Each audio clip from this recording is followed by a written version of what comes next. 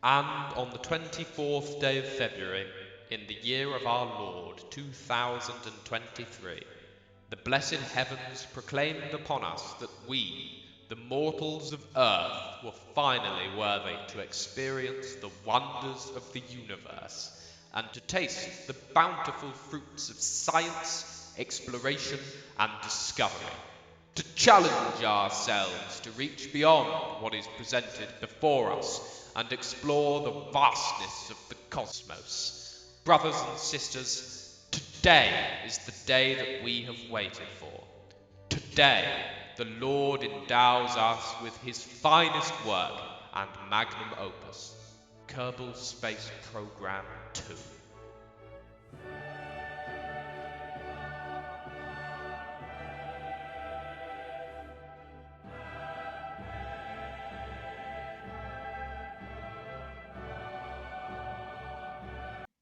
At least that's what we wanted, wasn't it? A gift from the gods that solved all of the issues prevalent in the original game. Unfortunately, what we essentially got was KSP with everything removed, but the bugs. However, I'm not here to directly tear into the game for being an unfinished pile of rubbish. I could, I really could, but I feel like enough people have done that.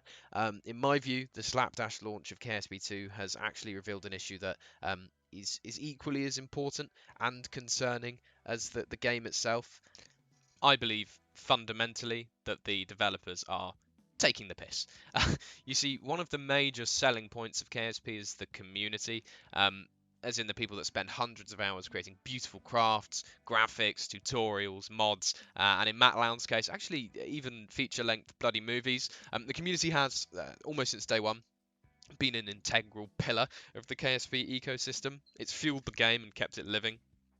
But it really doesn't take much to see that the developer of KSP2, Intercept Games, do seem to be taking the piss out of the very people who got them to where they are now. You see, as consumers, I'm sure that we were all extremely disappointed with the poor state of the game on launch. But while we were merely disappointed, I wonder if content creators felt abject panic. You see, I think that one of the things that the developers didn't consider, or perhaps they did and just didn't give a shit, is that for a lot of these content creators, KSP isn't just a game. It's their livelihood. It's literally their job. And having been on the hype train now for 3 years and been flown around the world in support of this game, which unbeknownst to them would end up the way it obviously has in my opinion forced them into a quandary. The communities that they built, their jobs, their very livelihoods that put food on the table, now rely on a game that is at best shit and at worst shit.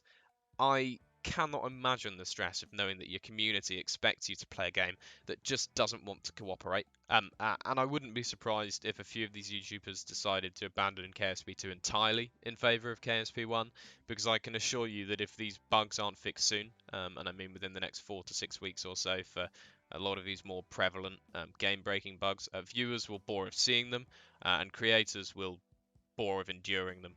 There is also the possibility, I guess, that one could edit out the bad parts of the game, or even modify the code to fit their needs, but many seem to be hesitant of this, and rightly so, as it would contribute to sort of my next major issue with the game, which is false advertising. What you're seeing now is a clip from the official trailer of the game. This is what's currently being advertised to the general public. Those of us with a working knowledge of Steam Early Access know that this should be taken with about 12 metric gigatons of salt, but the average consumer might not know this. When I originally bought KSP1 11 years ago, I was 13, and this advertisement would definitely have compelled me to beg for the money to buy the game, and I would have been immeasurably disappointed if this is what I got. In fact, the version of KSP2 now that we're looking at today is very similar to the game I bought in 2012, and in many ways worse. They're charging 20% more than KSP1 for a game that I would say is probably about 20% of KSP1. And by not being honest about the state of the game and by charging £45 for it, the developers are, in my opinion, they've sort of conscripted us as paying play testers, perhaps to sort of avoid having to hire people to do it for them. I've played about 6 hours of KSP2 now, and each time I feel as though I've put a shift in. In fact, sat here talking now, I feel like I'm kind of doing Intercept's job for them. I can't imagine how it must feel to be a content creator who relies on this game, and how scary it must be to think that if you speak out and are honest, then you'll miss out on the opportunity to be flown around the world as part of the next important press release that your livelihood relies on. The game's unfinished, we all know that, but the developers are they're inconsiderate, not only for releasing the game like this for the price that they're asking for, but also for straight up lying about the content that would be in the game. And I feel like they've been taking content creators on a bit of a ride, and now they're sort of strong-armed into defending it. And you could say, look, Frankie, you knew what you were in for. You didn't have to buy the game. And yeah, you'd be right. No one forced me to. I wanted to buy it. But this isn't about me. It's about the loyal community that, in my view, has been shafted. They've been taken to the beach and told they can't pet the donkey. It's dishonest, and it's inconsiderate. I do believe that the game will eventually be something amazing. In 5 years or so, I think it'll be great. Possibly the be all end all of space flight simulators on computer.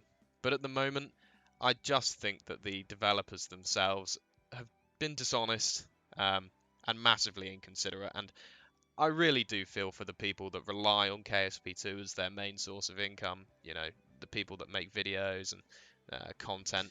And it does sort of raise this question, to me at least, like if the developers are willing to mislead consumers this early on in a game's life cycle, um, what's going to happen going forwards? I mean, this game is going to be in early access for a while.